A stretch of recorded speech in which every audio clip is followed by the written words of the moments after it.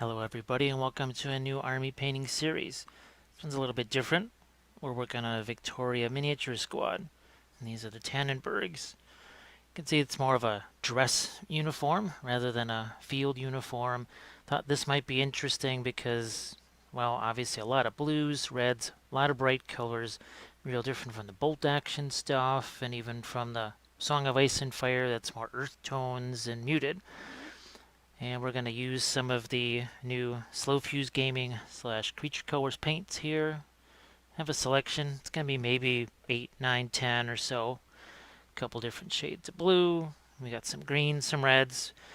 We'll try all those out. And the idea is we're going to work on right here from a Steinerres kind of pre-shaded figure all the way to this. Not a lot of complicated steps. A little bit of glazing here and there, and we're also going to use the metal medium on different parts here, a couple of these accent pieces, and then the weapons too. That's a little different. You haven't really seen me use the metal medium except maybe on a bolt action figure for something like weapons. So we'll get this started out in episode 1. We're going to talk about the materials as usual, and of course the heart of everything are the brushes. These are the number 8 round craft brushes. When they're new, see they have a nifty point on them. Once they get a little used and worn out, what's nice is you can actually turn them into basically a filbert brush, except it's got a really long bristle. Filberts are usually about that long, and they tend to get filled up with paint and they splay out and you can't do much. Here you got a nice soft round edge. That's really handy. We'll probably be using our makeup sponges here, especially when it comes to some of those initial glazes. Those brushes I talked about, not really expensive. You can see it right here, $4.99. There's 12 of them. You can get these at Hobby Lobby. You can even get them on their website. So, really easy to acquire. There's other things that are kind of similar to them also. These synthetic bristles, they just take a lot of punishment. I was just cleaning out some of these with rubbing alcohol, and now we're going to paint with them. So we're all set to paint up our squad of 10. And what I do want to point out is there's actually a few female members of the squad, and that is sort of a trait of Victoria miniatures. You have both male and female squads. So let's go to the website here, and there you go, your Tannenburg Fusiliers, and you see there's the female option, and then there's also the male option. Plenty of weapon options here, everything you would need for a game. And this is also one of my favorite elements of this. You can see, check that out. Plenty of heads, torsos, different arms. And let's see if I have some of my old squads, like say right here. So again, this is another batch of figures here. You can see I used the heads, the torsos, arms. I was able to make a nice collection of different things. So it made a really nice command squad. And you can see that it scales up pretty well with say some GW figures, like the medic. Just perfect. So that's what we're going to try and do here, is take those Tannenbergs and get them all ready for combat.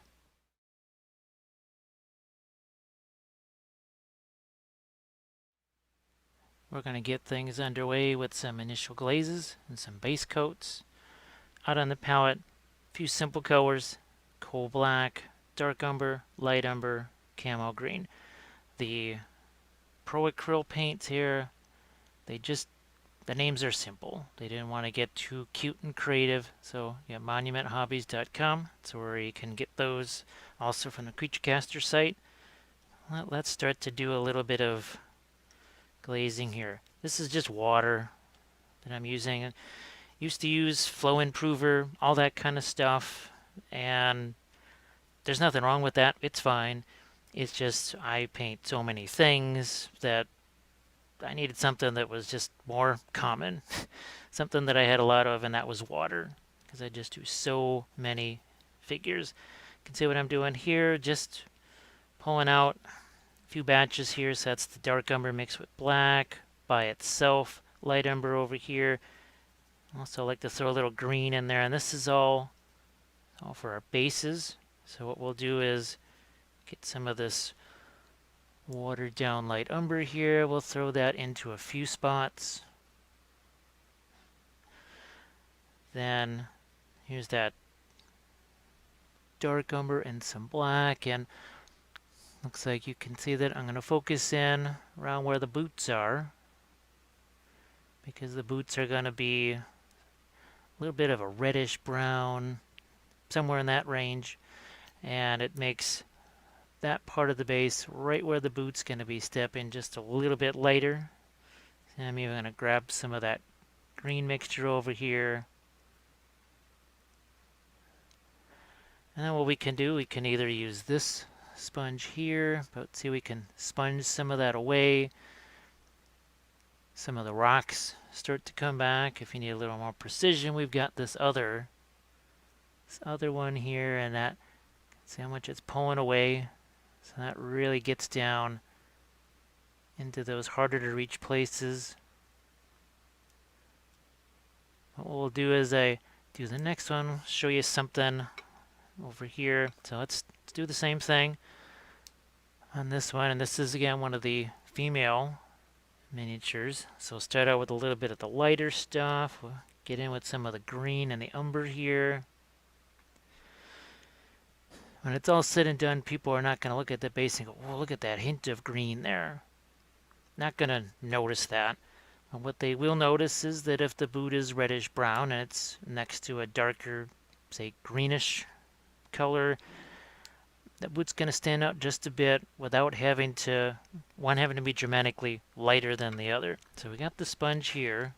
Said they don't necessarily fit. Well, what if we were to do something like this? You cut them. So we've changed the shape of that. I know it's white on white right now. So here, I'll use our sponge to clean up that. Now that got in there just a little bit easier. Usually, well, at first, I would just cut the sponges because they get dirty and I needed a clean spot. Then when I cut them, I realized, ooh, I got me a neat, nifty shape over there. So, here, let's continue on with these. Now, some parts may be more repetitive than others, but that is that's the way the game goes with army painting. You have to be able to endure sometimes painting really, really similar things over and over again. Some of the questions that I always pose in my army painting series is, how much time do you want to, or do you have to invest maybe in trying to get some kind of a special effect, whether it's a glowing weapon or object source lighting or freehand or non-metallic metals, whatever. And that's, that's something that I talk about in every single series. And I call it the currency of time. And like everything else, we only have so much of it to go around. And we have to decide, well, boy, that army would look really cool if I could just do that. And then you do a color test figure like the one that you saw in the opening segment there, and you say, wow, boy, I love how that looked.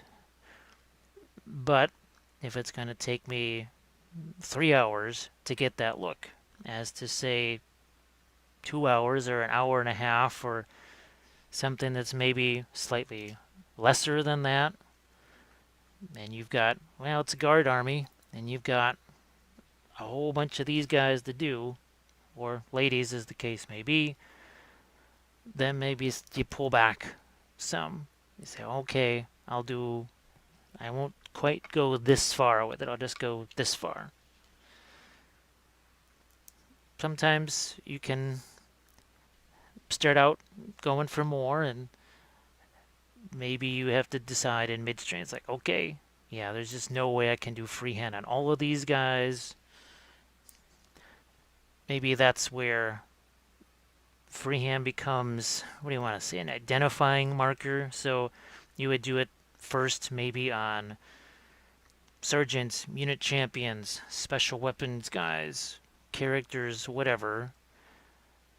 And then, who knows, maybe even after the fact, you say, you know what, maybe I do want to add something like this to the regular line troops after all. Maybe you do it after you've played some games with it.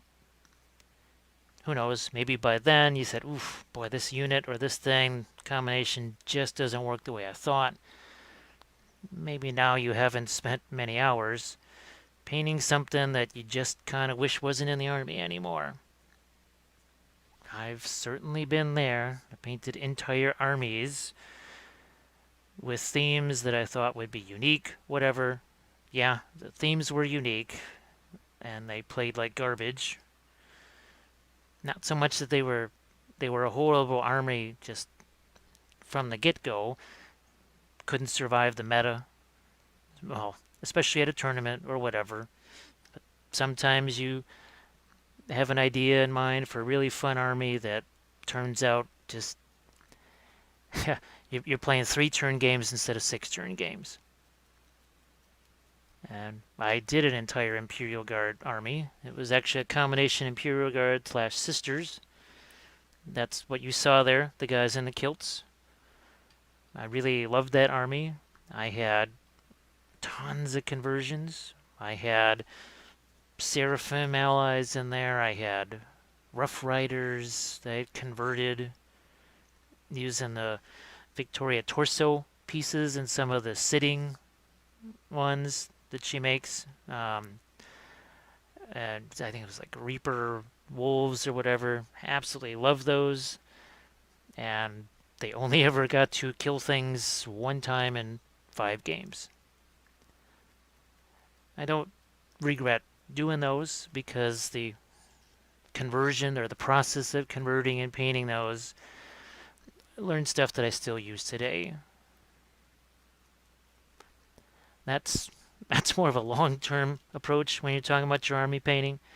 Is okay, what am I learning as I paint this for future reference? And I have to say, every army that I paint, even today, and I've basically been painting armies for the last 18 years, I learned something new with each and every one. I think most of you that are familiar with my army painting process, the tutorials normally start with basing, but this is actually a commission here, and I had to match previously done bases, which meant nothing more exciting than rocks and gravel. And that's what you got here, nothing more than rocks and gravel. I think it has to be the first army painter series that I'm doing where there's not tree bark or branches or snow or something or whatever. And I thought, well, aside from these being a much brighter color scheme than you have seen so far, maybe on some of the army painter things, it's also a plainer base. You know, because sometimes I think people get a little hesitant when they see the really elaborate basing like the Scopy marble and everything else, and they think that, well, they have to do that also as well as everything else that's in the tutorial, and well, you don't. Obviously, gravel bases, there's no crime against gravel bases, so you can even just rip this stuff too. Found that when you rip it like this makes a really excellent stippling material, say for doing chipping or whatever. You know, that just takes some of that paint right off of there. Sometimes I'll get the most of it off with the big sponge and then do some of the smaller bits here. So one last one, again with these darker colors and some of the green. There we go. Now, there's really no secret formula, I guess. If you do this every single time, you'll always get this result. You'll see some basic common things, that's for sure. from one series to the next. But I think people want magic solutions, magic bullets, and there really are none. There's some really helpful tools. There are some really handy tips that if you are aware of those or know about them, they can make things easier. But unfortunately, there is no spray can that just you spray it on the figure and the army gets painted. I think whoever develops that will make a lot of money, but that hasn't happened yet. So we've got our bases down. Let's go swing back around to some of our first ones here, because now that's relatively dry, but it's still a little wet. That's one thing about the paints, the slow fuse gaming paints, the creature caster paints. They're going to take a little longer to dry. Now here's where we're going to emphasize the lighter umber to touch that darker umber. And now we're going to hit the spats and the boots. And so what we're going to do here, just going to pop that on like so. Just like that. And now I've got a couple other types of sponges here. Let's see if I can grab some of these. Yeah, here we go. So these, a little different type of sponge. Let's grab out one of these and, well, let's grab a couple because we're going to go through them. These are, I think, like lip stings or whatever. Let's see how that, it's even more precise than the other sponge. And all I'm doing, just removing some of the excess. Not all of it, just some of it. So we already have a little bit of shading that's starting to happen over here. Yeah, none of this is any kind of final color or whatever. It's helpful. That's why I call it the shaded base coat as opposed to just base coating, because base coating connotates you're just going to grab one color and paint it that color. There might be a few areas where we do that here just by nature of the, say, all the blue trousers and the red piping and everything everywhere.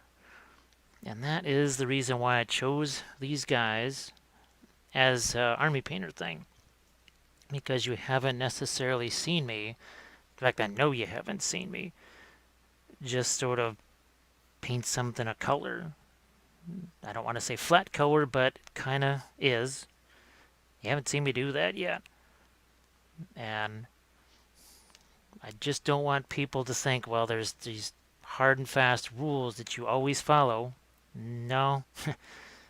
Sometimes the situation, whatever the army you're doing, just says, you know what, you're going to have to take a little different approach here.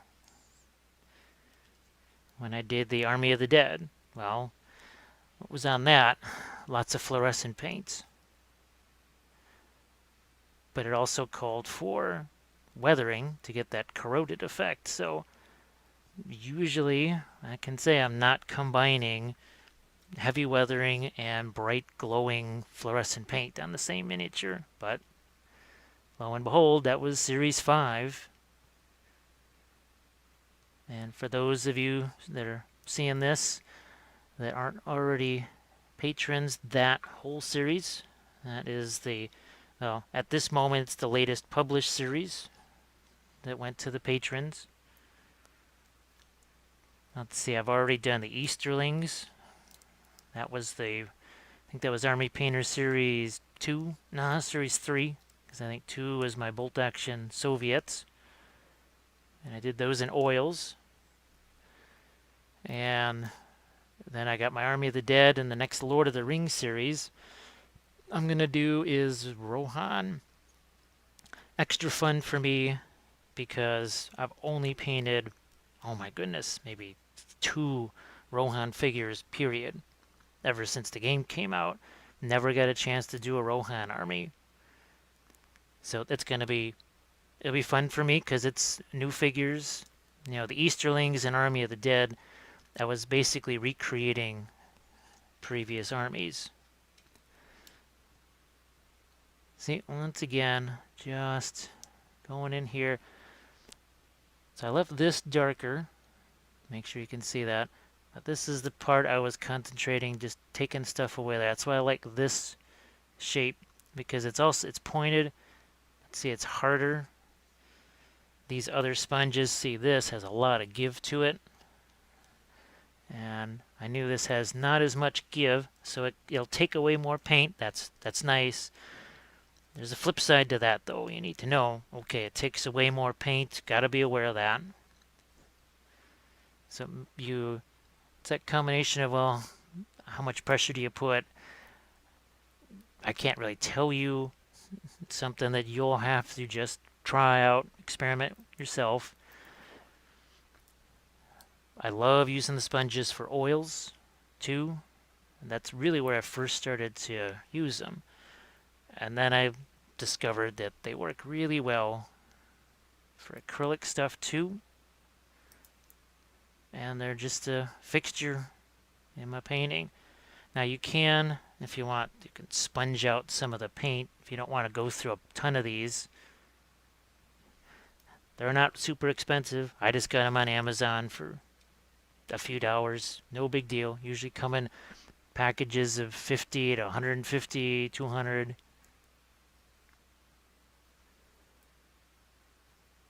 The slow fuse / creature caster paints, they dry really, really matte. So if you're worried about shiny miniatures or whatever, you won't have to worry about that with these paints. They dry extremely matte.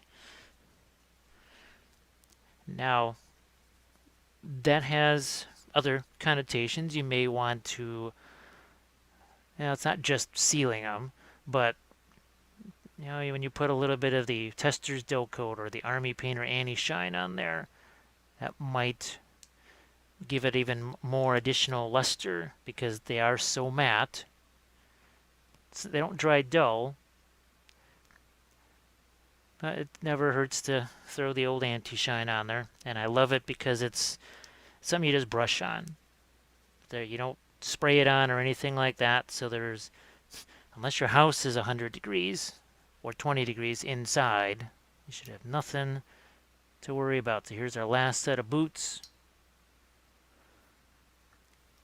And this part of the process has been downright tidy compared to what you normally see. And things are about to get real messy here. And we're going to start that messiness. All right. We are going to throw out something here. Let's do the coat. So it's going to get messy as we throw out, what is this? The dark gray blue. And here we go. Just throw some of this out here.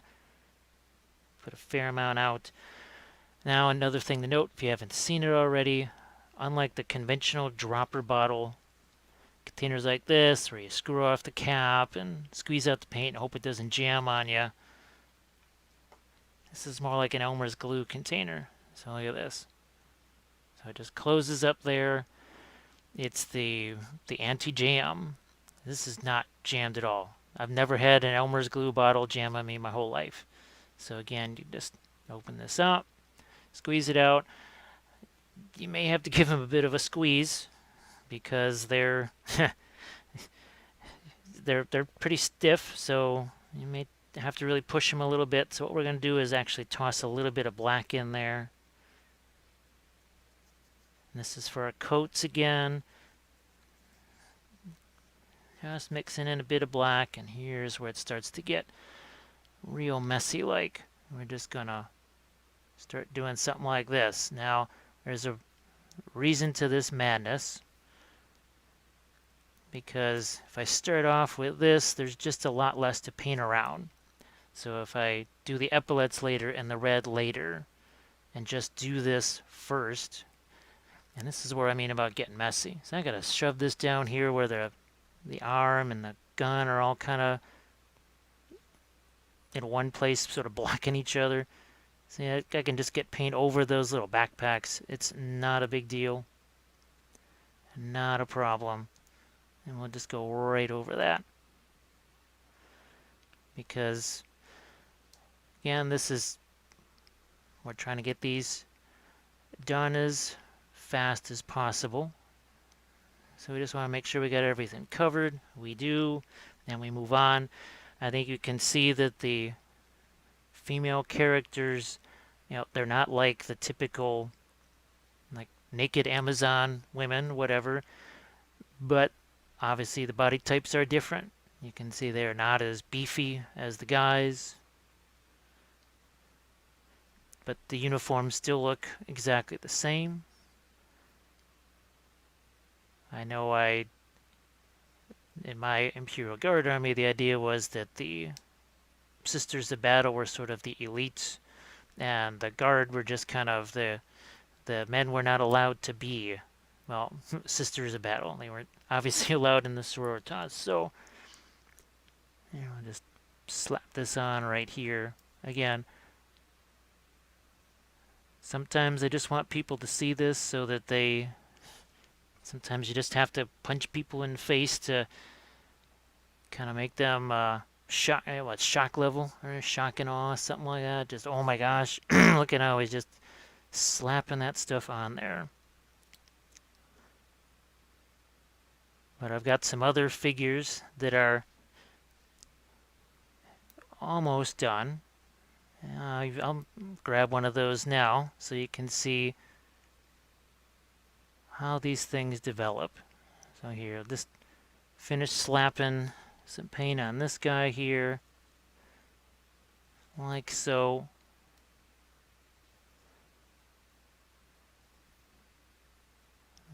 Then I can just, it goes over where the yellow is going to be, no big deal. Just don't worry about that. Okay, so there's number 3. What I'm going to do is open up my little cabinet here. So here's a somewhat further stage. You can see we've darkened down the gun. We haven't done the metals on that yet. You can see that we've been painting the face. We've got that red piping on there. We've restored some of the brown to the packs. So this is what we're building towards here. So hopefully by the end of this stage we'll have a squad of 10 that looks something about like that. Maybe not quite as much. We'll see. Time will tell. I try not to make each episode too long. I try to keep them at, well, preferably under 2 hours. 100 minutes is what I'd like all of them to be, but there's more than a few that end up at 120. And there's some that end up at 150. That's just how it is. What I don't want to do is kind of like the baking show where the thing goes in the oven. It's basically just a bunch of batter, and all of a sudden it comes out and it's frosted and it's done and everybody's eating it, and yay, what a great thing. Well, wait a second. I think we skipped a few things, so I try to avoid that. I don't want it to just be all of a sudden some magic thing pops up out of nowhere. I want you to just see the whole process emerge from start to finish, from when it looks ugly and nasty. Because that's something that I don't know, when I see other videos or whatever, they tend to be starting at, I don't know, the halfway point or the 3/4 point. And people don't get to see that down and dirty beginning stage. Well, here you're getting plenty of the down, plenty of the dirty. And if you look at any of them, that first episode, well, the first episode's always basing, but that second one, oof, whether it's Army of the Dead or whatever, it just starts out as a mayhem of color. Mayhem of color and paint all over the place. Now here's another little trick too, and let's see if I've still got some sanding sticks around. Okay, so I've got my sanding sticks here, and sometimes, sorry, I just mashed the camera there. Let's try that. So sometimes the primer yields a mold line that maybe you didn't get.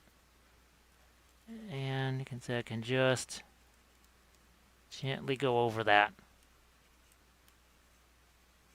Doesn't take away most of the primer, but it's going to get rid of that mold line. This is another reason why I do all the rough work all at once, because let's say you were doing these in the more, well, I'm just going to paint the face and everything else is going to be primer. You're probably not so inclined to go, oh geez, I got a mold line there. I have to get in there and get rid of that. But oh wait, it's right next to that face you've been painting for an hour and a half. So better to discover something like that, a little surprise along those lines when you're just doing what I'm doing here and just slapping paint onto the miniature. I think the other reason I enjoy these army painting things is it's less about, well, not every single brushstroke that I'm doing is something that you need me to tell you about. And I can go into go in more depth into other stuff. Instead of just, here, you must do a brushstroke like this. And usually if it's going to be a single figure thing, well, mold lines will probably almost certainly be gone. Now in this case, those packs are so big on the hip, I can just paint around those. And again, this is what I love about these synthetic brushes, how much paint these suckers hold. Can you imagine if I'm using some little 000 brush to do all this? First of all, 000 brush not going to last so long. And speaking of long, it's going to take me a really long time to get this paint out on here.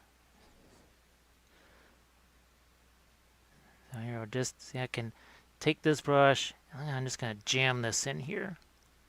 Now it's all pretty much in shadow. You can't see it, but you can see me just sticking that brush down in there. It's got to be blue in there. It's got to be dark.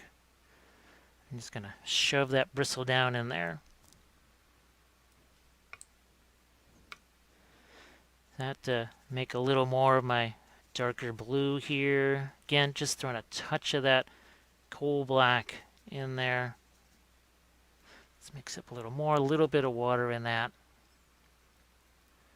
And we'll keep going here. Now generally, I like to keep these segments at around 30 to 40 minutes long. I think if I try doing well, maybe I can also do the pants here. But we'll see. I may just cut it here and go into another segment instead of just trying to rush through the pants. Now again, here's another case. I'm just going to have to jam that brush down in there. There's no other way to do it except that. And let's say you do end up, yeah, you're not going to destroy the brush, but it becomes a brush that's not really good for the super precise stuff, whatever. You spent 35 cents on it, so it's not a huge tragedy. So yeah, I think we're just going to do the pants and some of the other stuff in the next segment, because then this can dry a little bit. And we'll just we'll move on from there. Here we go. Again, you can just see how the female poses. They're not going to be super suggestive or whatever, because they are just guardsmen after all. I think I used to call them as a glorified shopping mall guards or something like that. It was my term for, well, I guess they're not Imperial Guard anymore. They're Astra Militarum, I think.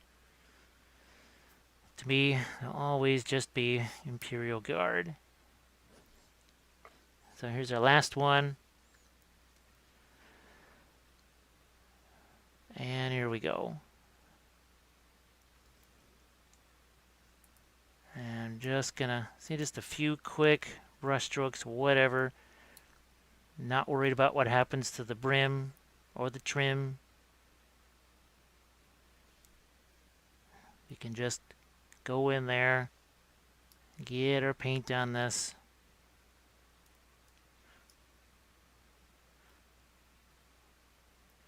Again, another instance where I'm just going to have to jam the paint down in here. No other way for it. Some gets on the leg, who the heck cares? Because guess what? Our next layer is going to be painting right over the top of that. And I think, nope, got to go in here to do the same thing. So I tried to pick ones that are different poses. So you got some that are advancing like this. You've got your kneeling guys like so. Several different heads. So and there's some that are shooting here. So what we'll do is we'll get the lighter blue out on the palette, and in the next segment then we're going to tackle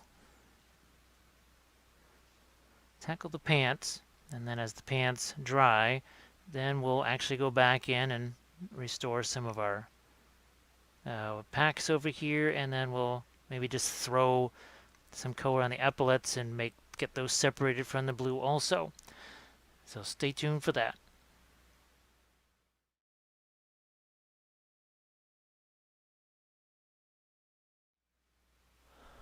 So let's pick this up where we left off. We're talking about hitting the pants. So we've got that sky blue color out here, and guess what? We're going to let it mix with our coat color just a bit. Here we'll throw even a little more of that coat color in there. We'll water it down. And now let's hit the pants right here. So the washes that we threw onto the spats and the boots, those are dry by now, so we won't have any weird color mixing together there. Notice I'm just painting right over the stripe because, hey, it's just not worth it to paint in that stripe now. We'll just do that after the fact. And if these are too bright, I can even add a little bit of green in here because we don't want it to just be that straight up sky blue color. We definitely want to have more going on than just that. You'll also notice right there, I just had the blue hit the rocks. That is why you'll notice, and I'm going to again grab one of the existing ones here that you see that later on I went in and put the white or the lighter colors on the top of the rocks for just that same reason. I think that's the other reason I like doing these army painting videos, because there's just so many, well, I don't want to necessarily call it tactical, but you have to think strategically when you're doing army painting, because you've got to repeat things so many times. And for the most part, all the other painters, they will show you really neat things that you can do on an individual figure. But when it comes to painting armies and figuring out, okay, how do I do that 10 times? Or how do I find an easier way to, well, like we were doing on the coats, to just jam that paint in there, but yet not really suffer any consequences for that, because we figured out, okay, if we do this one first and then go over this next, we don't have to worry like the gun. That's one of the next things we'll do, and we're just going to throw some dark glazes over those weapons, exactly like what we did on the spats and the boots. Because all of that blue that hit those weapons now it's irrelevant, because it's going to be covered up by brown liner paint. Just like some of the overpainting here that happened on the boots, or from the spats. Guess what? It's being covered up by our light blue trouser color there. And the Creature Caster slash Slow Fuse Gaming paints, one thing they do is cover.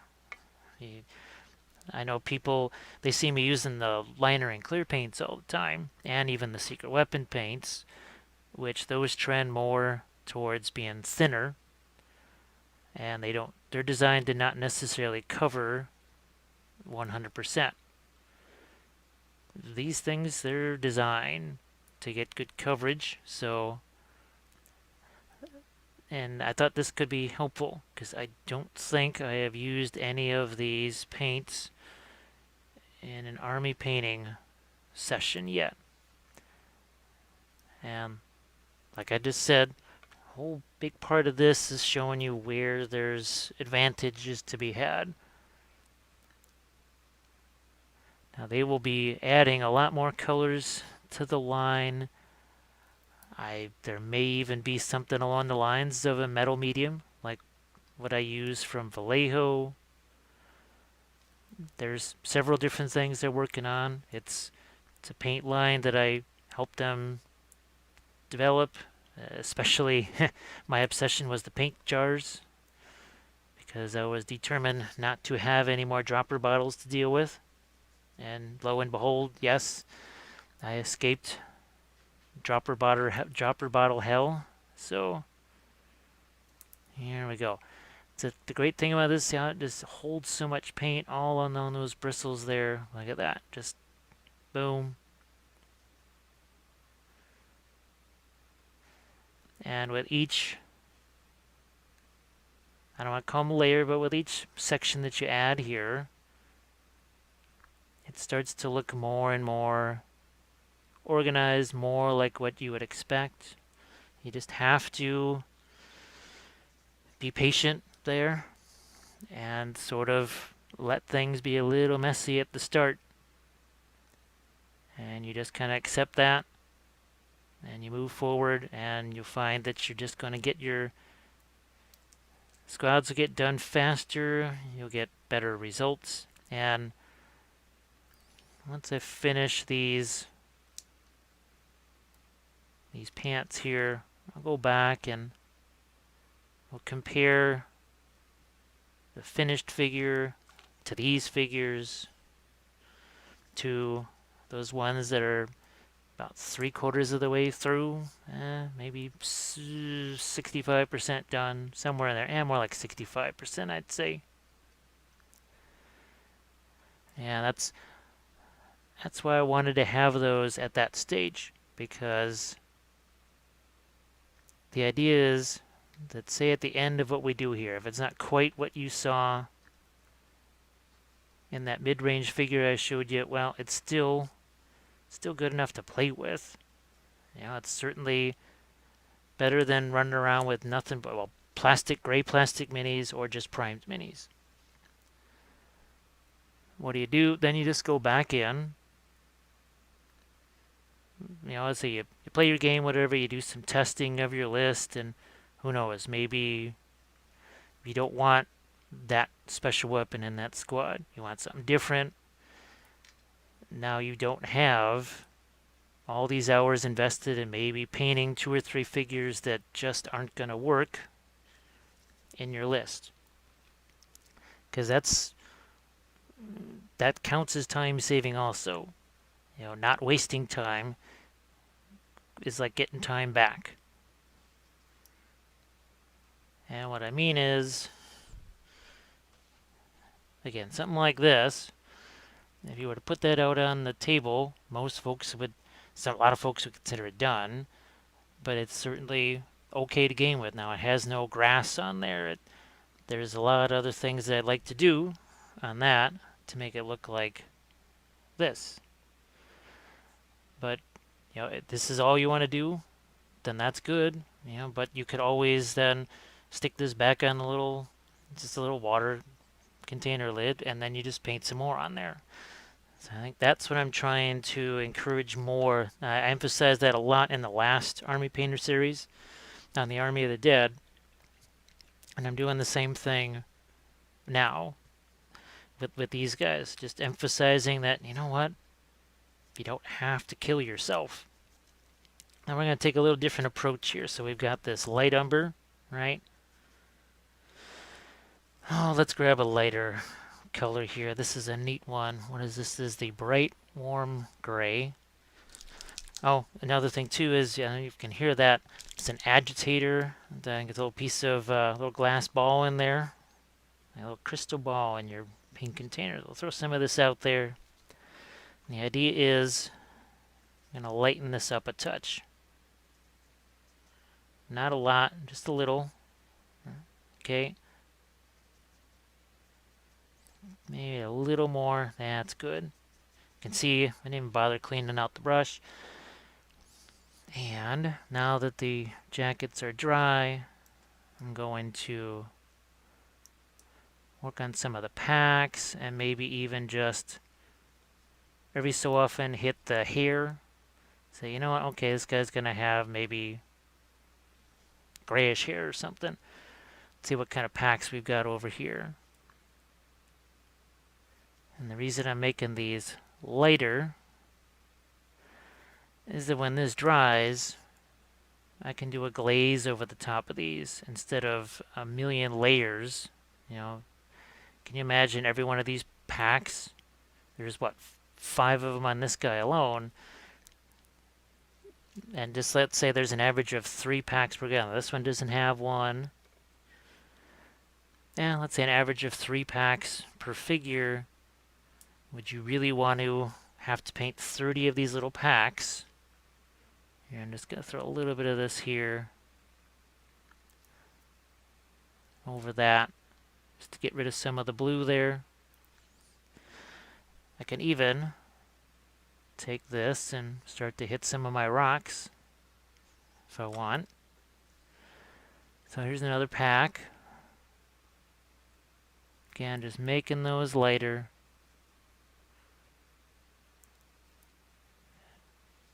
And there, let's see if we got another one here. No, not him. But I'm going to get some of the blue paint off at the sleeves there. Throw a little bit on the rocks. Some of the rocks I was able to get more of the dark washes off of than others. Here's one. So you got a little dot of blue paint here. Blue paint's gone. No problem.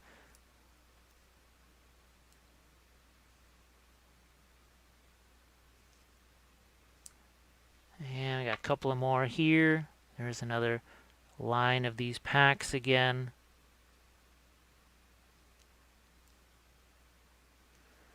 And there we go. One last figure here. Got a couple of packs. Hit those. We got a blue rock. It's not blue anymore. That's it.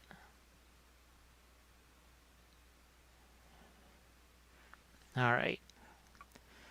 So let's hit those weapons now. The mostly looks like las guns for the most part. So I'm going to take some of that black. What the heck? Won't even use brown liner here. I'm just going to mix a little bit of the umber. It's not all that different than what we did on the bases. Make sure there's a little more of that dark umber in there. I even throw a touch of blue. The idea is that it's not completely mixed together. And then the weapon will dry with a little more blue in some places, a little more brown in others. And what are we going to do? Oh, look. It's really complex. It's really hard. We're just going to go right over the top of this. I'm going to do the stock there. And see, this way I don't have to worry about getting paint all over the hands because we haven't painted the hands yet. So we're not having to worry about painting around things. You would be amazed at how much time you waste trying to paint around things. And this is where those time savings come in. So look at how much just came off of there. But look, even just that much. I'll do it again. Do another one here. And just that little bit. See how it unveiled some of the original primer underneath. Let's say you want to get a little more precise with that. So here we go. See, we can even take off more if we want. And who knows, maybe this is just good enough for you. What we just did there. Let's take off a little more on the bottom half here. It's almost like we're doing non-metallic metal just by removing paint. See, so there's another, again, a little trick for you. Maybe that's all you want for the shading on your gun. That's good enough for you. Which is why, as I show you these different things, I try not to say, okay, this is what you do every single time you got a las gun. No, this is something that you can use, maybe to make those las guns go a little bit quicker, or bolt action rifles, or crossbows. I mean, it doesn't matter what the heck the thing is. This could be a crossbow. I know I've done it on crossbows. Another one of the army painting things I'm going to do is Lannister crossbowmen and Stark bowmen. You can bet I'm going to do something like this on those crossbows to start with and work from there. So we're just going to keep moving through these weapons.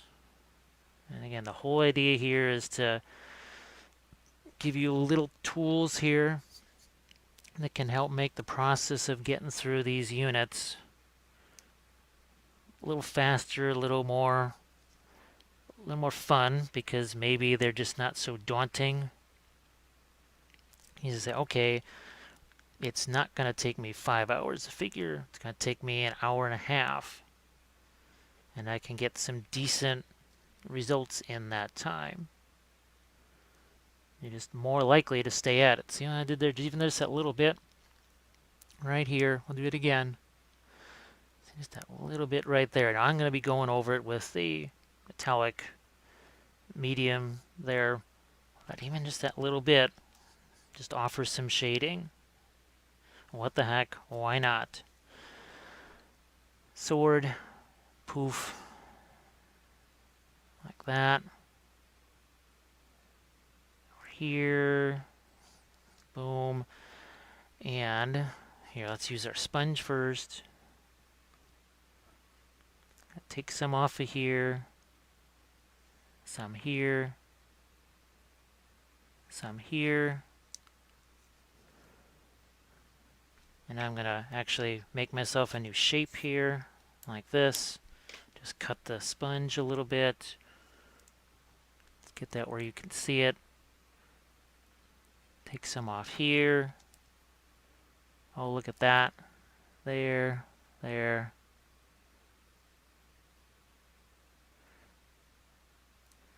So we're already, in just a couple of seconds, we're getting some shading on that sword. And I'll be showing you some, I guess it's TMM. It's the true metallic metals. Here, let's get our sponge working here. Once again, it just stays down in the crevices. That's the other thing that I've noticed and enjoy about this paint, is that I can use it in a glazing form like this. Doesn't have to just be opaque. It's very versatile. Can do a lot of different things with it. I like that I can wipe the paint away the way you see me do. That's definitely a good thing. All right, let's do the same thing here with our sponge. As you can see, there's a few different versions here of your las gun, even in this squad. So I tried to pick some different weapons, try to pick sergeants. In the past, I've just called them unit champions when I'm doing something that's more fantasy oriented. All right, here we go. Doing the same thing here, and we'll do the same thing to his sword. Right here across the hilt and the handle.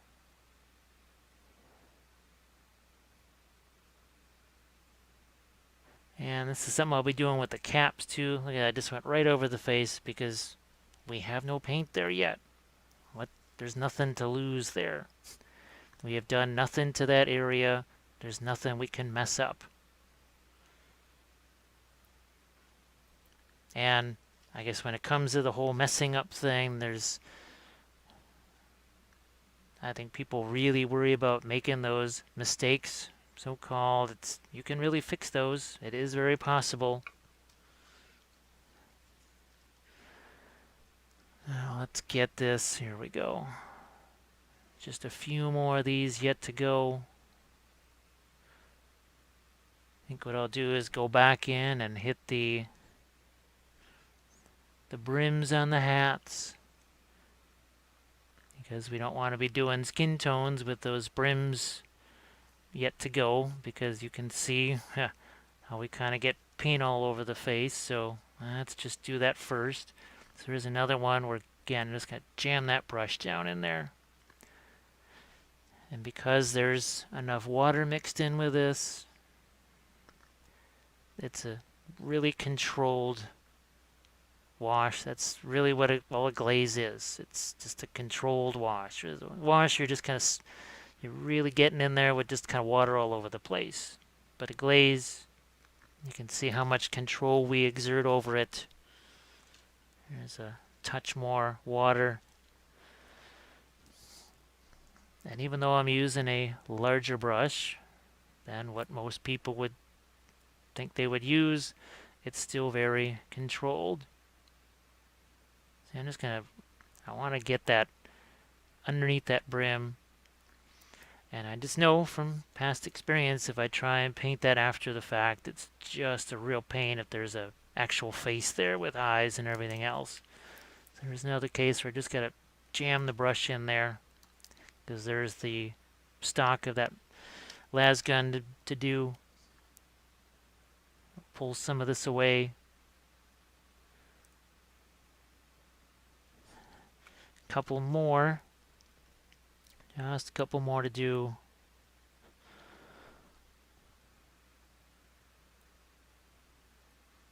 And this follows along my usual rationale of just wanting to get that primer covered. Just get a color everywhere first. Because if you're painting that face against effectively white primer or black primer, as the case may be, whatever,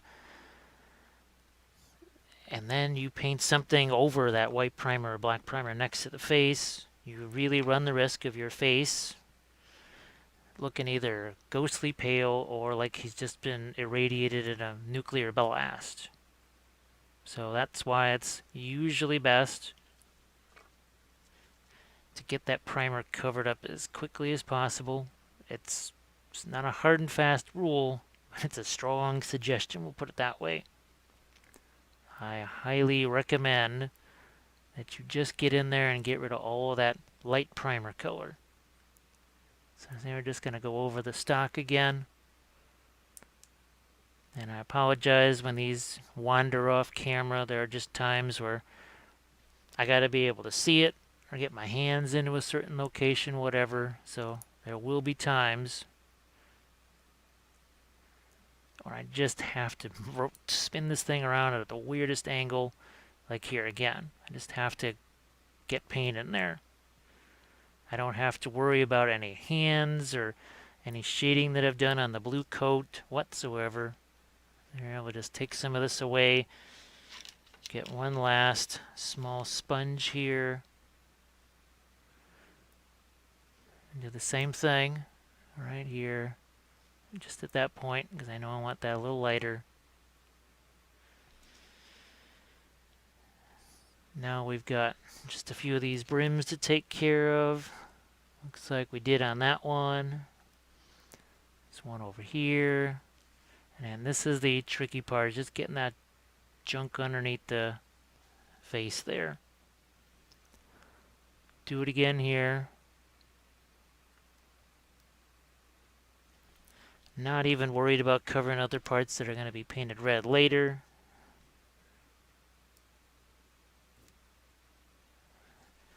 I think we're almost there. Just a couple of more to go here.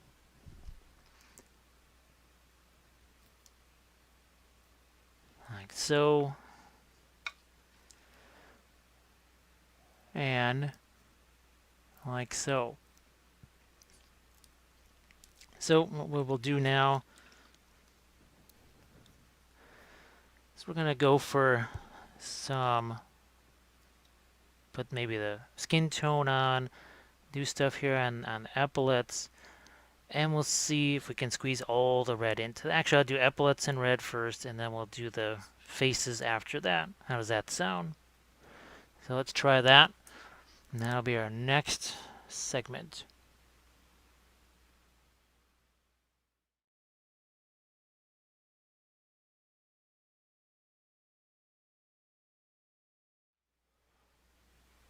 So we wanted to do some epaulets here, and I just threw out this golden brown out on the palette.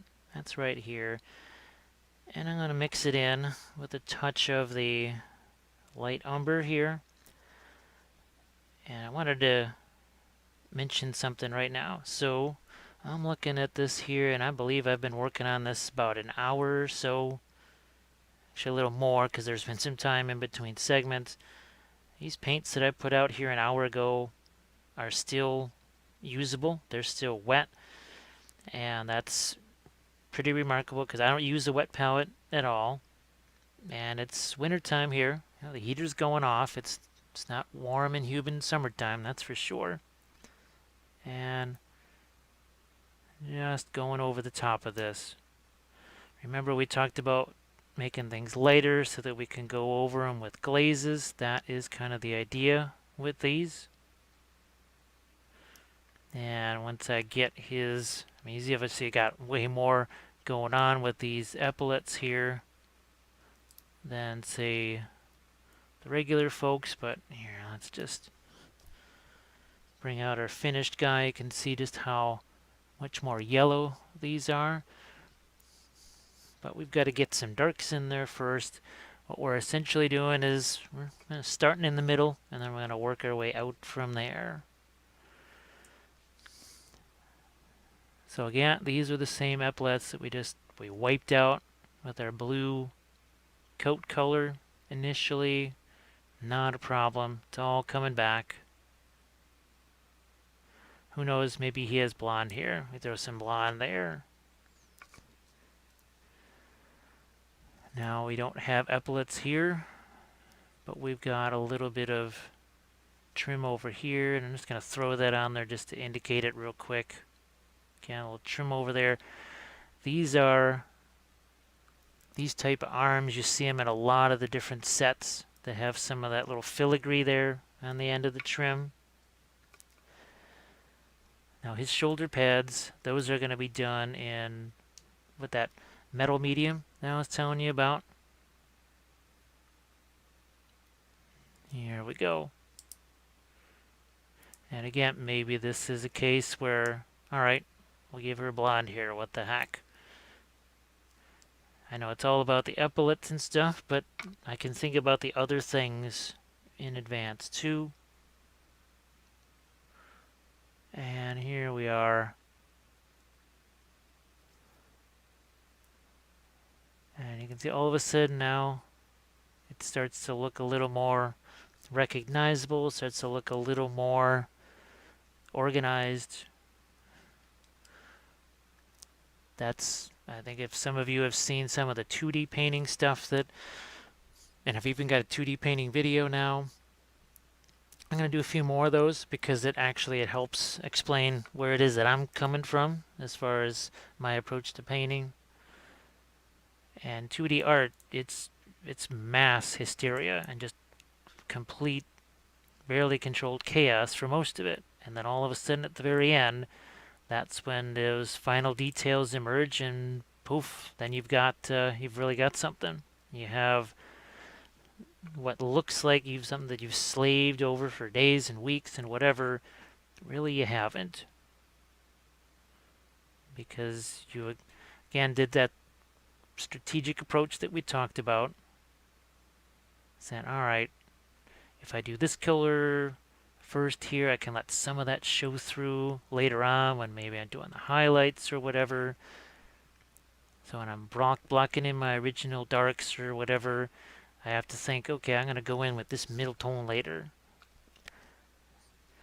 When I'm weathering vehicles, doesn't matter if it's 40K vehicle, bolt action vehicle, I always think, all right, I want to show some chipping over here.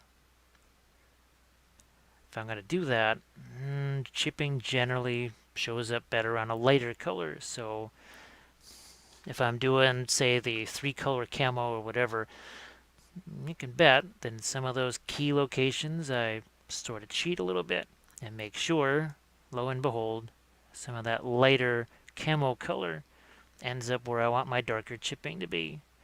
Or rust streaks. You want to do rust streaks, well, maybe you want them to be lighter. Well, you better have a dark color there, or your light streaks are not going to show up very much. So I'm actually gonna, I might just, we'll do, I'll get into the skin tone here. So I'm just gonna add, there's your tan flesh again, shake it up like so.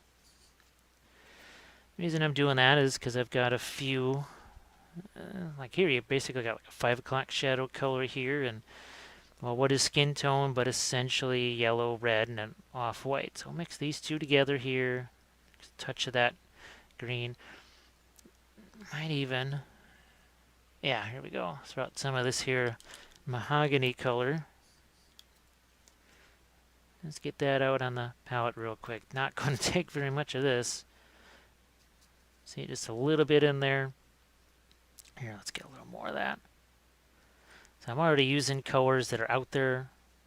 Now let's see what happens. Let's do the skin tone test. So you can see that's, and it's obviously more of a shadow type color. Oh, let's see. Now it's going to be hard for you to, yeah. See how that just kind of disappears there in the shadows? Now if I had used just a straight up, and even this, as nice of a skin tone as that is, you can see it still is pretty intense. So that's not too shabby there. Here, let's get this on our hands, and oh look, now they're gonna stand out from the weapons. Hands that we had just wiped out not too long ago. Hands are back. Face, same deal. Right down in here. So now we've got our skin color back. And just virtually every single one of these hands is going to be the same way. So just got all this black-ish paint over the hands, and now we've got a nice dark skin color there. The face is now back. And we've got sort of a grayish skin shadow color on it right off the bat, without having to really kill ourselves. And oh look, that is not the worst color in the world to use for lightening up our rocks. I might even do some of that on. See, look, we got some blue paint on those rocks. Not anymore. All gone. All gone. All fixed. Whatever. There's that skin tone. Here we go. So depending on how long I'm adding in these initial skin tone colors here, I may break out doing the reds in a little separate segment, but we'll see. Again, sees how long this takes. Because now that I've added painting the rocks too, there's another blue rock. Now, and who knows, I may end up hitting those again as I put the lighter colors and such on the pants again. No big deal, because we haven't really agonized over, I need this specific gray for my rock colors. No, I just took a flesh tone color that I was mixing up and used that. And even this, it's not going to be any final skin color. And we want to rosy it up. Guess what? We just add a little more of that mahogany to it. That's all it takes. Here we go. So the hand comes back, and now we don't want it to look like they're wearing a mask. Boom. All that black paint is gone now. There will be eventually some parts of these things that just don't film real well on camera. Like say when I'm trying to get some darker shadow colors in the collar, there's almost no way that I can hold that or it's going to be easy for you to see. So those are the things that might just happen off camera. And I'll tell you what I'm doing. It's something you'll have to do yourself if you're painting these. And you'll find out just what it's like to try and get paint down into those collars. And you'll realize the kind of contortions that are required. So here we go. Again, skin tones, just working our way through. And if you're wondering what these miniatures are sitting on right now and what I'm holding them with, it's basically a dead paint jar that's dried out years ago. Just using some blue tack to hold it on there. So let's see if I've got, here we go. So even things like this, it's an old paint jar and some blue tack.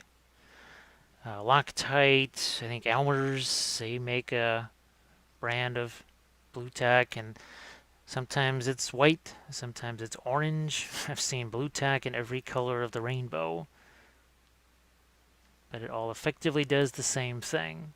I'm pretty sure its originally intended use was for attaching posters to walls without putting tape on the walls, but hey, works really good for holding miniatures to figures, or miniatures to these little paint bottles.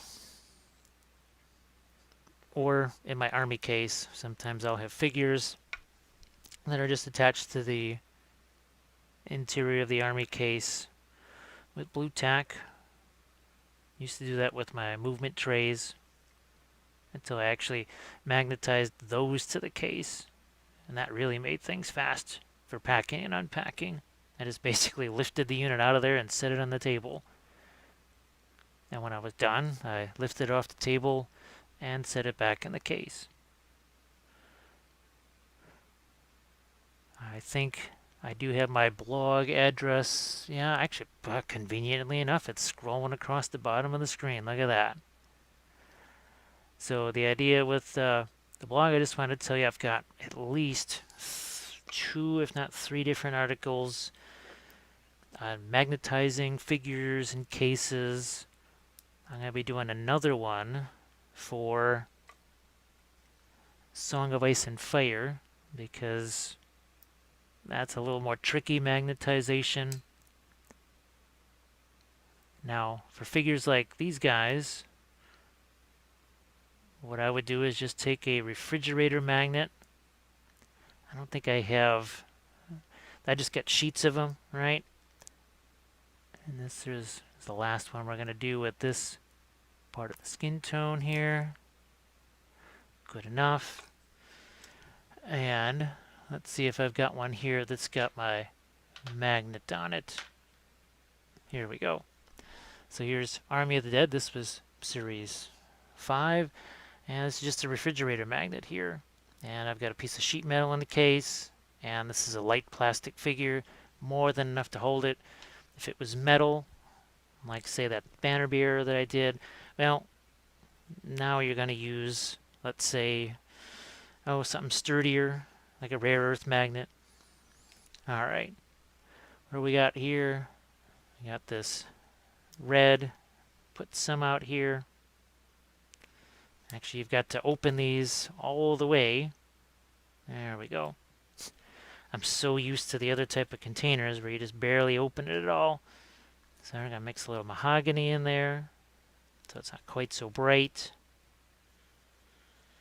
So instead of looking and searching for the perfect red, why do that when we can just make one? And it wasn't complex. We took one red and darkened it down with another. And that ends up being the base red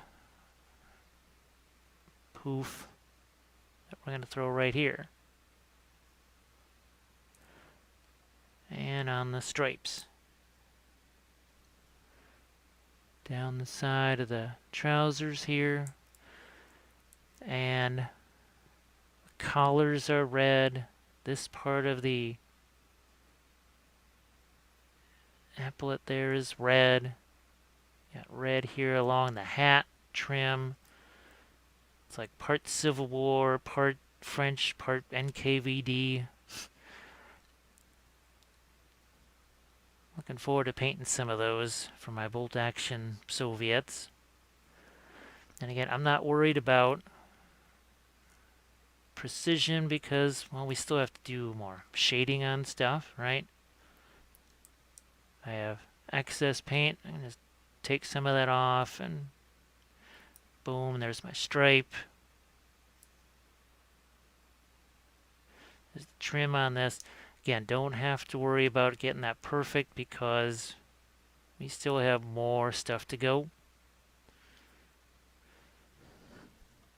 But that certainly looks a whole lot different than it did about, I don't know, an hour and something ago. A little over an hour ago. So here's our collar again. Some trim there. Not worried about the buttons because those are actually going to have to be done in metallics. I did want to show that I can still use the big old giant brush here, and this is not even one of the pristine ones. To still do stuff. It's got a fair bit of precision to it. And we've got his cuffs to do. Yet some of these have a little more of something on them than others, so we have to do his red trim there. And I do apologize if there's times where I just bash into the camera. Everything is real close quarters here. As in right now, his sword tip is about a ½ inch from the palette camera. Which is what makes it really interesting when I try and do large scale figures here. It's one of the reasons why I've got the Patreon page going. Because I've been slowly trying to gather up the equipment that I need to be able to essentially build a new filming area for large scale figures, but also for terrain and even for battle reports. So this setup right here it's completely immobile. It's using a tower unit, and it's got 2 cameras and about 6 lights, just all jammed into one small area. So yeah, it's not really ideal for anything that's big. But obviously, all of those devices, I've tried to find the best yet cheapest options for some of those, but the final option or the final piece in the puzzle is another computer. So that's where I'm going to need definitely some more subscribers and everything so that I can be able to snag that last vital piece of equipment. I've got the big lights with the umbrellas and everything, so it more illuminates the entire room as opposed to just these lights, which illuminate this guy and not much else. So see the difference that just that little bit of red makes there. And yeah, we'll do the red here, and we'll break out into the next segment, and that's going to be Oh, we're going to throw a little bit of green in the shadow areas of our skin tone. We'll do a few little glazes on the coat and the trousers.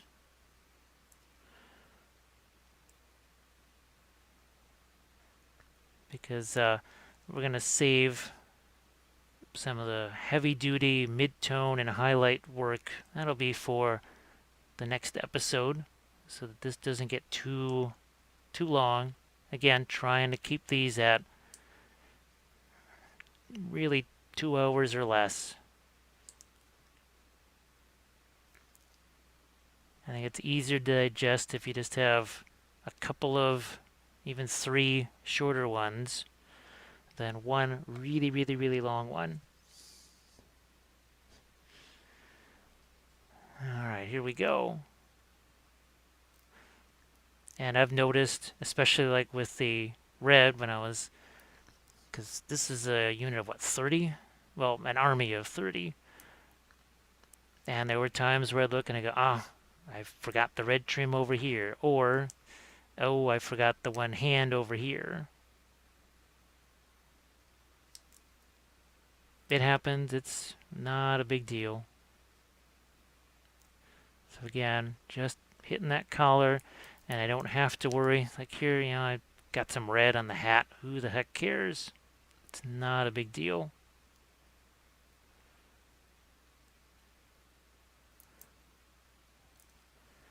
And even there, if I get a little red on the blue of the coat, it's not a big deal. Because we haven't put any final highlights there, whatever. I used to be that approach of, okay, I'm just going to paint the face, and then I'll paint all this stuff around it. And it was always a nightmare of just wondering, is this when I'm going to, whack the face and have a big old blotch of something on it? So much easier when everything else was painted around the face and then paint the face or finish the details on the face.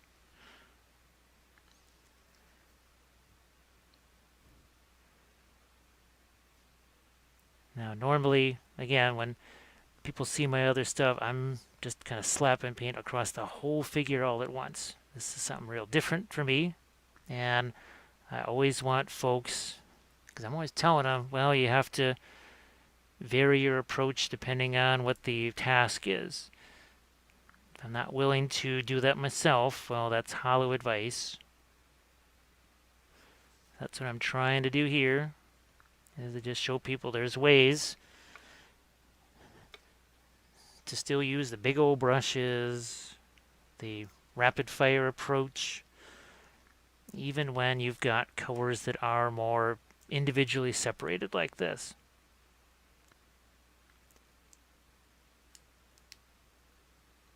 And I think there's only about 3 more to do after this.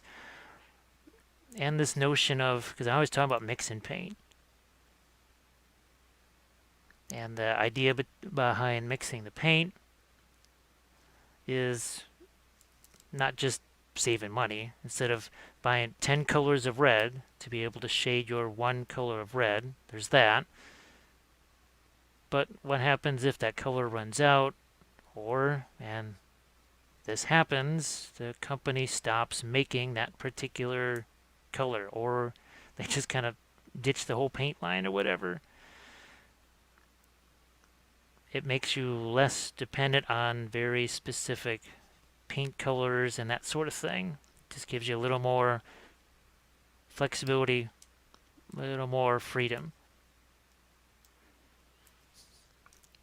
And now here I'm starting to run a little low on my red. Guess what? All I have to do is just take that red, mix it with the other red. And now I should have more than enough to finish off these last 3 figures.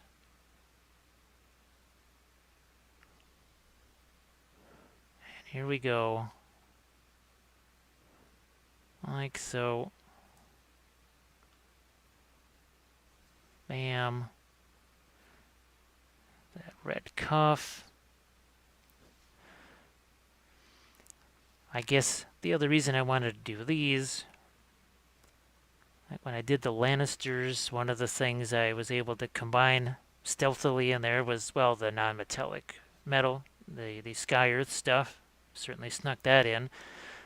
But it was a little lesson on how to do reds, more specifically how to lighten them without those becoming pink or chalky, because oh my goodness, I can remember how many questions I fielded about how to lighten reds without getting them pink, and well, that's when I did. It was called Raging Reds. It was one of the original painting pyramid videos. I believe that's up on the. It's also available to the patrons too, if I remember right. Here we go. 2 more left. And you can see I don't necessarily do one stripe first or one part of it first. It's just, oh, I see some place I need red. I'm just going to do it there.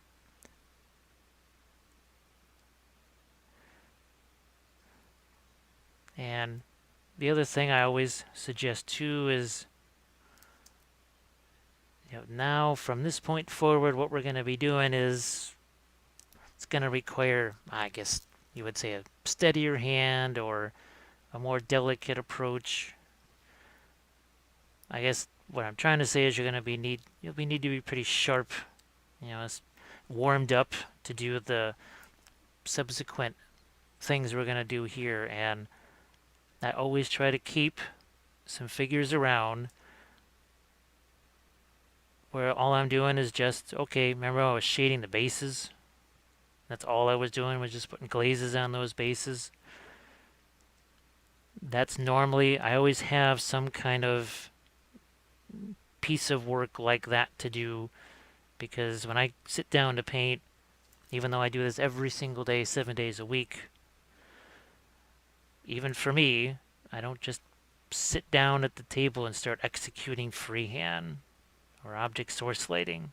It doesn't work that way. You have to basically kind of get warmed up, get your head in the right space, and there's no better way to do that and be productive than to have grunt work. To me, everything I've done in this entire episode is just stuff that I consider grunt work. This entire thing here, and guess what? I've been doing it, let's see, what is this? Yeah, about 90 minutes-ish or so. Yeah, roughly about 90 minutes, so it's a good exercise. If you're going to paint for, let's say it's the weekend or something, you're going to paint for 4 hours, well, if you spend 3 hours warming up like this, not a bad idea. Because then, let's say I had those Army of the Dead, and there was some real delicate glowing stuff I wanted to do. Maybe I wanted to add some more highlights in a few little areas. Well, my head's in the game, and I'm ready to rock and roll. Speaking of ready to rock and roll, that's it with the reds. So those are in place on all 10 of our guys here. So what we're going to do next is I'm going to throw some little shadowy glazes on some of these things, tighten up some of that. And maybe throw some lights on the epaulets and the red, some on the faces, maybe do some green shadows. And oh, look at this. How fortuitous. I just happened to forget something there. And it probably won't be the last time either. And you'll notice that's why I did these after the skin color, because see, I could just kind of cut off the skin color right there. So what we're going to do is get some darker blues out and some darker browns, and we're going to do some shadows. I think we'll save the metallic stuff here. Maybe that might be our last little segment. So I'll catch you in the next segment.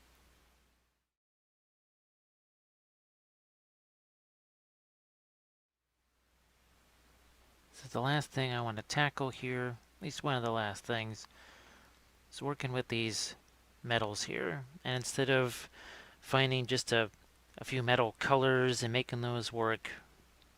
I think some of you have seen this before in my videos. The metal medium here from Vallejo. What's nifty here is that you mix this with regular paint colors. You don't just get a metal of that color. The more of this you put in there, the lighter your metal gets. So it's really sort of an all-in-one purpose thing. And we'll put some out here on the palette, and it just kind of looks like a chunk of metal sitting there. Let's grab some, and you can see it's relatively thick there. Here, let's get something behind it, kill some of the extra light. I think you can see how reflective that is.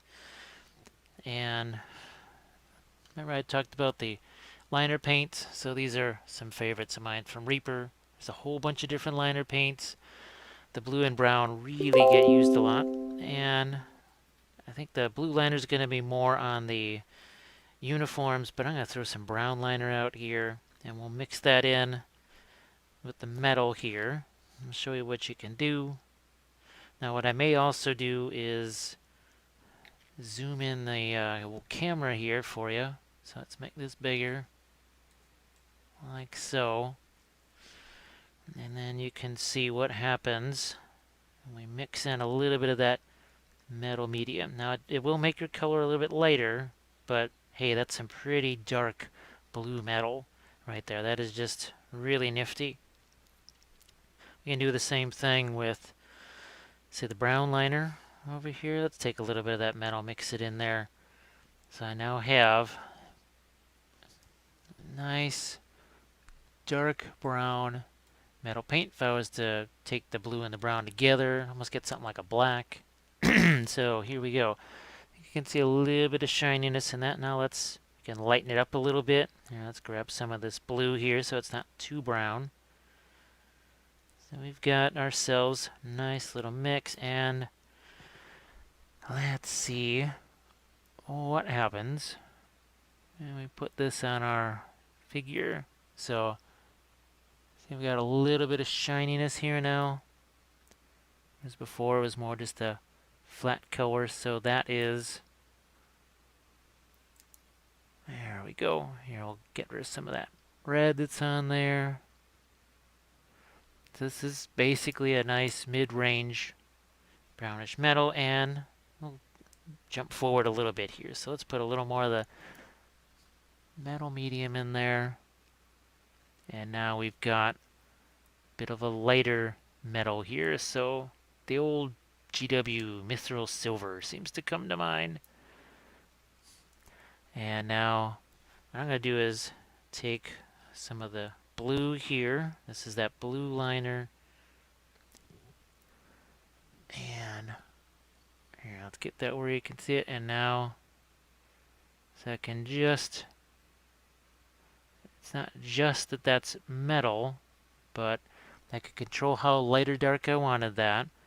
But now it also has a little bit of a bluish tinge to it here. I could have done it the other way around too. Oh, look at that. See, I forgot another chunk of red here. That's no big deal. We can take care of that when the time comes. So this is the sort of nifty thing that you can do with the metal medium. You don't have to use liner paints. I could have used something else, but here we've got some of these shoulder pads here, and we will do the same thing. Because what's the thing that happens the most when you're working with metals and you want to shade things? You want to make them darker. You try to use the inks, washes, whatever, even a glaze that I would use, and it's darker. You get some shading in there, but you also lose your metal effect, and that's not super useful. So I'm just going to throw some of the metals on here. We'll shade that with some other colors later on. Oops, I forgot. The buckle, I'm just throwing some of these darker metal colors in a few places here where they're needed. So here I'm going to move the ones to the side that actually need to get their metals on them. So here's back to the brown and metal together. You can see how close we got to the lightness and darkness of what we wanted with that initial little glaze and then removing some of it. So that was nifty. That worked out pretty well. Let's see, it looks like he's got himself a little bit of a medal there on his chest, so we'll have to do some extra little stuff on that too. So here, this is just those mid-range to darker medals that we'll do. What I have found is that I could even take, say, that brown liner and throw in a little bit of the metal medium and practically use that as like a dark wash or a dark glaze, whatever, shading glaze on something that is metal. So you can sort of even turn your wash slash glaze into something that is metallic and then not have that sort of dead non-metallic flat in your shadows. Here we go. So we'll keep going, just throwing a little bit of metal here and there. All right.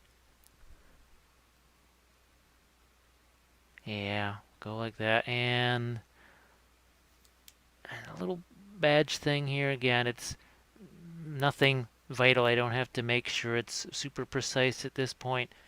But all I want to do is just lay out some of my metals here. Now let's do the sword here. Alright, looks like, yeah, you can see that. And this has a little more of the bluish tone in it.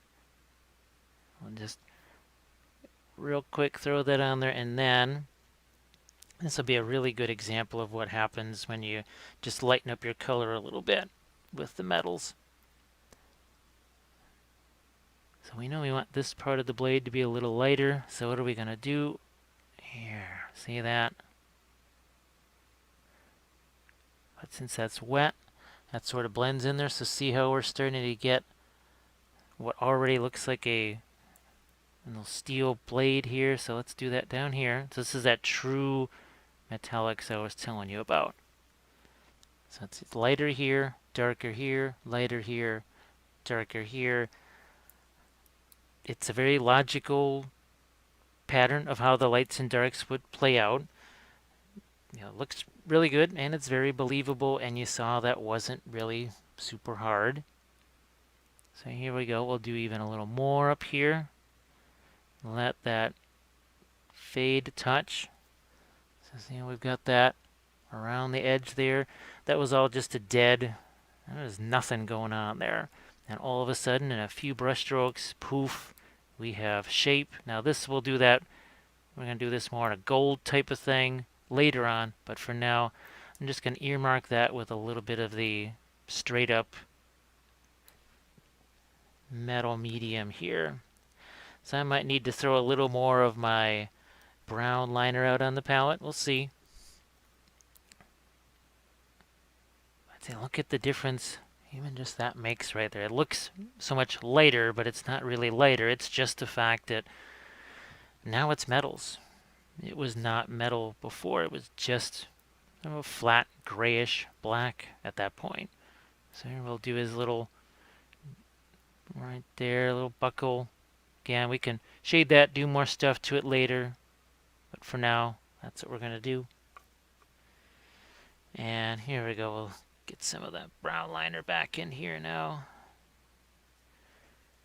But you can thin this down into basically a glaze. I know I've done it when I needed to shade some lighter metals. To me, it's kind of fun because I don't get to do metals very often. The only reason I'm doing metals here is because they have to match previously painted figures. That's sort of the life of a commission painter. You're either matching something that you did before or that someone else did before. So that's just kind of how that goes.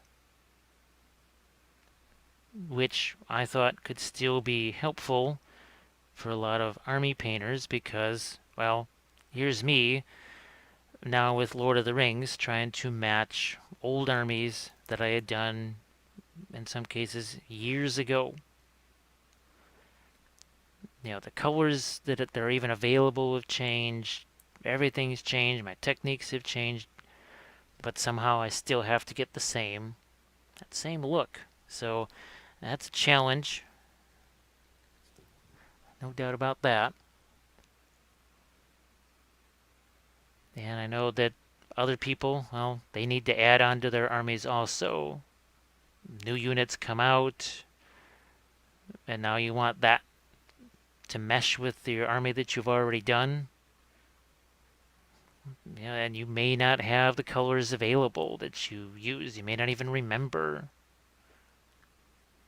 I know there's apps and other such things now that people sometimes use to keep track of their painting log.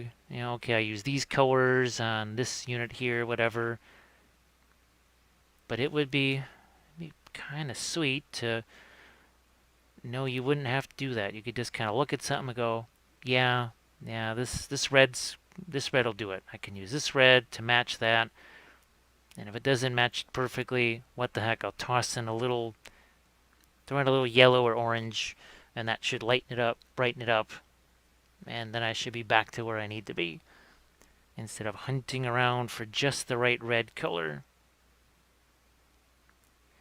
Which I used to do that in the early days, be looking around for just the right red, and you look at the color chart on the website or whatever, and you think, oh, that's the one I need. That's perfect. And you get it, and you find out that, well, it's not quite what the computer screen was showing you. So, and it's, you can see why that could happen. So instead of having to just find that exact right color, if you could make it, or at least get close to making it, you find a color that's sort of close, and you say, if I just hit this with a little more of this, then I'll be able to make the right tone. So sorry about the voice there. Again, it's winter time. House is dry. And I've been doing an awful lot of talking. Been filming a lot of videos. It's almost a daily thing at this point. If I'm not actively filming a video, I'm editing one for sure, or there's one that's rendering on one of the other machines. So here we go. Now this is not by any means the final colors that we're doing on here, but for the same reason why I didn't do final colors anywhere else, I want to make sure that I don't want to be hitting this with some more new, essentially, I don't want to say base coat stuff, but like the rocks, there's a reason why I'm not doing the final highlighting on those, because when I work with those on the pants, there's still a chance that I could have a little accident there and get some blue paint on the rocks, and, well, why not leave the rocks till the end? Or at least close to the end. Or at least till I'm done messing around with the pants and the boots and all that stuff down there. So again, I'm just throwing a few of these metals here just to see where I'm at. Look at this. There's another bit of red that was forgotten. Boy, when I was working on that other batch of 20 figures, that happened a lot. There was many occasions, sorry, where I just was forgetting whole parts of it. Some parts had no blue where there was supposed to be blue, and yeah, that just... Army of the Dead were a little bit different because I really was painting the entire miniature at once. There were no sections to paint, because they were wearing, obviously, tattered cloaks, and the armor was corroded and everything, so it was kind of all painted at once. And they were all glowing. So here, even this big old brush, I can add a little bit of light down there. That's reflected light That's exactly what you would do in a non-metallic situation. So that gives that sense of reflected light, but you still have the shininess of the metal paint, you know. Here, let's do a little more of this. Here we go. See, we'll throw a few little reflected light onto that cartridge there. There we go. I don't want the stock of the gun to get too bright here, so we'll just do a little bit and then move on from one to the next. And this is, now you can see it's pretty well thinned down. You remember how thick that was coming out of the jar? It's a whole lot thinner now. So here, see, we'll do a little bit of essentially reflected light right there. Just enough, just a little bit. And you think about it, when you see the non-metallic stuff, what is it we're doing? We're painting essentially those reflections, the environment. You know, like his sleeve, if this was going to be a shiny gun, which we wouldn't want that, you would reflect some red here. So you could mix some red with this metal medium and then paint a reddish reflection on there, or blue, or whatever. I think you see where I'm going with all that.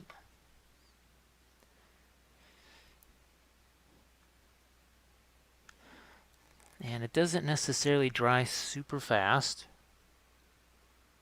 So you have a little bit of working time with this. In fact, when you put it on your miniature, it's sometimes best to put it on there, let it dry, because if you go back into it again too soon, when it's still wet, you can start pulling it off of the miniature. So you don't want that. Alright, let's get to... And the other thing I could do, now I'll do this with the sword blades, since those really won't be in the way. So we'll do something fun with those. We'll break out maybe the sky blue again, and who knows, maybe I'll even break out the light umber, one of those type of colors. Show you a little something that you can do that's not difficult at all. But when you think about it, it adds a lot, especially if you are trying to minimize your painting time on things. Because while it sounds, for a typical army painting thing, a series, it's 12, 13 hours long, and people say, man, that's a lot. Well, I think the one series that was 12, 13 hours long, I was painting something like 15 guys. And stuff like the Lannister, okay, that was 12 something hours long, maybe 12 and a half hours long. Basically was painting 13 guys. And that's the basing, that's the everything on those, that's the putting the snow effects on the bases, that's the whole thing there. So you figure, hey, you know, I can work with time savings like that. So we're doing one last cartridge there. We'll hit the top of this. We'll get that little bit of muzzle right there.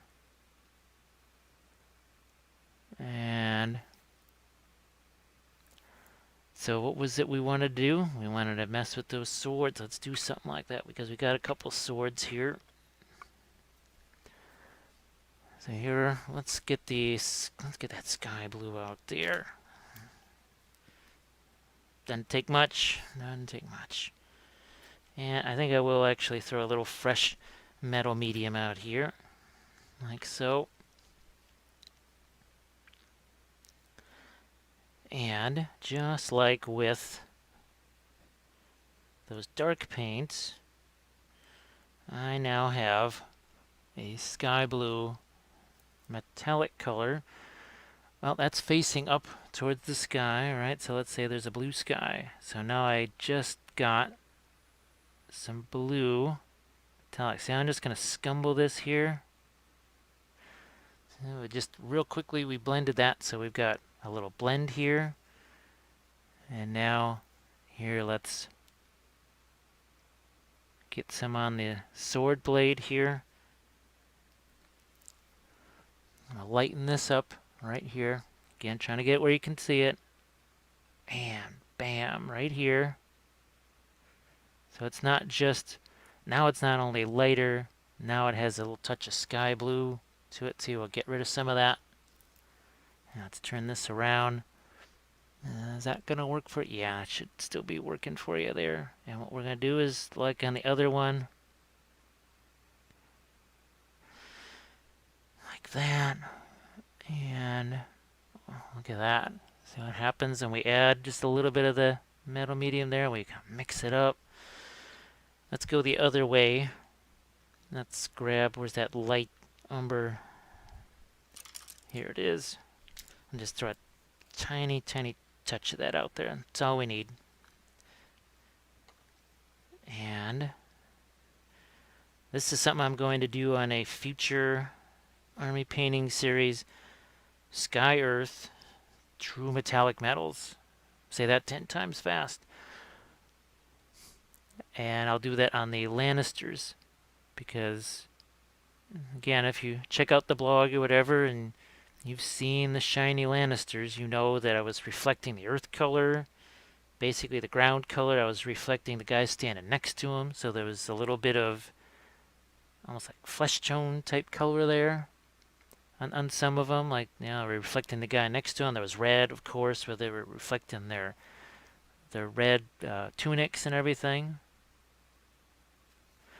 Okay. What we're going to do now, we will take the brown liner here. Again, touch of the metal medium, because we don't want it to be just brown liner. And let's get this at a good angle for me, good angle for you.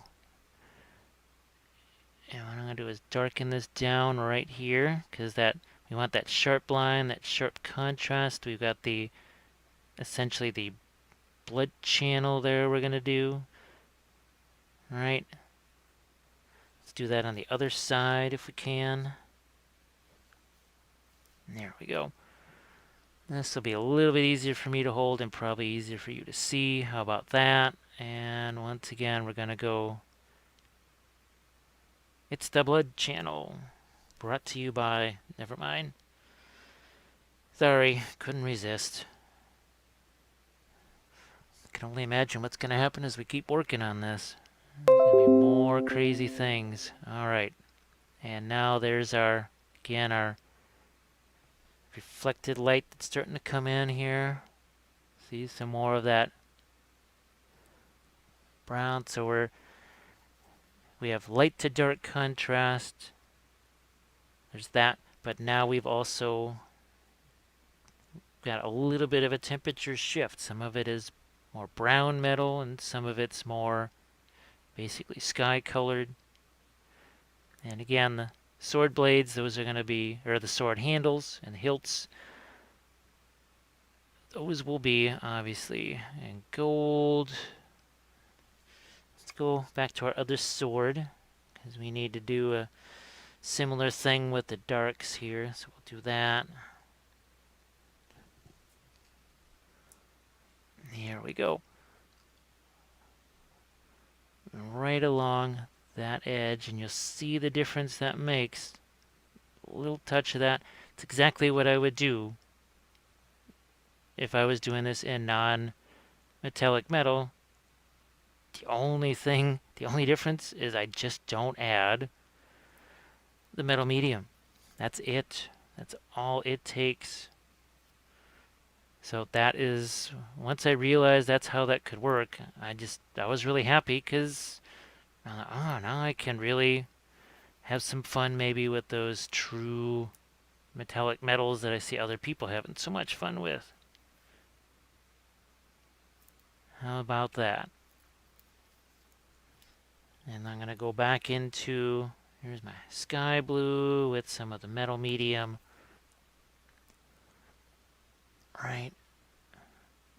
end of this, make it even a little bit brighter of a blue, and then right here just a little bit of a line. It can be tough to make super thin lines with the metal. It's almost the same as when, say, I use the fluorescent paint. It can be hard to draw really thin lines with those. As long as you're aware of it, though, it's something you can either plan around, work around. It's when you get caught by surprise by it, that's when it's not so much fun. You don't want that. While we have the metal medium out here, what the heck, let's grab some kind of a yellow type color here. I'll just throw out this clear yellow from Reaper because it's something we'll be using on our epaulets there. We'll keep that out, and just so that it stays gold and not too greenish, I'm going to throw some of this orange out there. Won't take much, just a little bit. That's all. Yellow, orange, touch of metal medium here, which I think we're going to throw some new metal medium out there, like that. Little dot's going to go a really long way. Again, make sure we've got enough there to make it metal, and do that. Like so. And I know that there's gold metallics, there's copper, there's all different colors of metallics, but what if you could just make the exact color metal you needed, whether it was blue, green, red, gold, bronze, silver, whatever. It would be really nifty if you had that type of control over it. Well, now you do. See, now we're taking that clear yellow, mixing in that the metal medium, and creating a gold color. Now we need a shadow here, so I need a touch of the metal medium. Darken this down right here. But it's a little darker, but it's a darker metal color there. So that is actually, so a little bit of my more goldish type color there on the pistol for whatever reason. Here, looks like you can see that. This is far enough away from anything. We're not going to hit any of this. So see, we can put a little edge light there, a little edge light over there. Let's go on the other side of this pistol. Bring out a few lights there. There's just an ever so tiny piece of the gun barrel exposed. We'll just do that. And voila, we've got sword blades, all kinds of stuff here. We've got another sword we gotta do over here. Same thing, make sure I have some metal medium in this to keep it metallic. Go around the handguard there. This way too. And what the heck, I'll throw a little of that on his eagle there.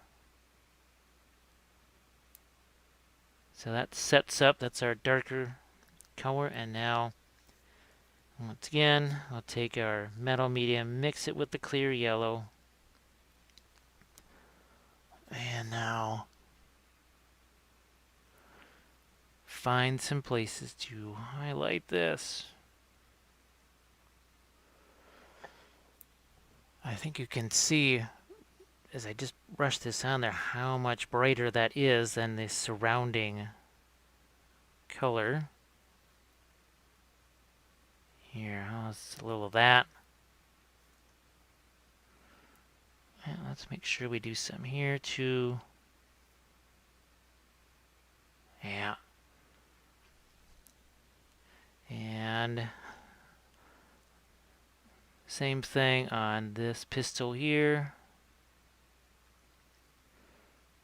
Just do the barrel. Find a few edge lights, and I can go back in again with some darks and strengthen things the same way.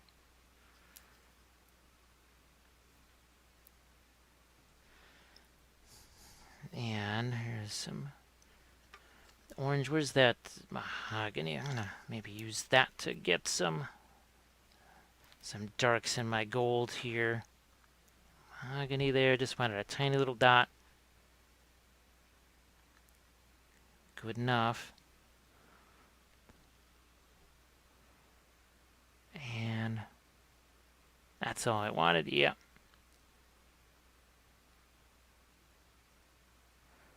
And then we'll just leave this here.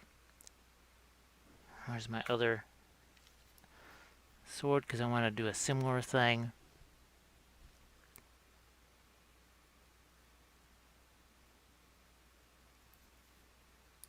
Alrighty. So what is it that we're going to start with in episode 2? It's a little bit of a preview for you. So this is some of that blue liner. And what we can do is just a few key glazes here, just to find some shadows in our darker blue. Like under here, see the red kind of wiped that out. Well, we know that needs to be something more than just that red. See, we're doing the underside here of the shirt, because guess what? There's a lot of light blue that got under there, so that's part of it. And it's really not, oh, what's the term? Black lining or whatever it is. First, there's no black. Second of all, we're not doing it in a line. We're doing it in a glaze. And I could put this on here so I can wipe some of it away. So what we're doing is we're getting some nice, deep, rich darks in here. Like so. But not everywhere. So that's the difference. You can throw some of it over the red too. But that's the key. You know, we can use our makeup sponge here. We got them. See how that blue's coming off of there? And let's compare it to, you can see we've got some more down in those crevices there. And all it is, it's blue liner. It's a sort of a bluish black, I guess we'll call it that, and it goes right along with the blue that we've been working with this whole time. See, we'll just let that flow down in there. Yeah, not absolutely everywhere, because we're not trying to kill, not trying to turn this all into a bluish black. We're just trying to figure out where some of these shadows might be. Now here in these folds, like so. And again, this is what we'll do in our next episode. So I just wanted you to get a little preview of that. We'll do something along those same lines on, say, the boots and the spats. We'll do some of the same thing on even some of the faces, where we add some shadows, and we'll add a little bit of green in the case of, say, a 5 o'clock shadow type thing. All right. We may shade the red in some parts. So all we're doing is just building up more darks and a little more shape here and there. So again, here on the hat, do the same thing. So I will be seeing you, the patrons, on episode 2, because this is another Army Painter series for them. But I just wanted, some folks on the YouTube channel at least get to see some of these type things. You don't have to join if you don't want to, but again, if you sign up. There's a whole lot more that you'll see. You'll see entire articles or entire videos just on this metal medium type stuff. So again, I will be seeing you on the next episode where we do some of this, basically a lot of glazing to darken some of these things down, and then start to work in the midtones and start to bring out some of those highlights. So I will catch you next time. Thanks for watching. Be sure to do the like thing, share if you want to. It's all appreciated. Happy painting.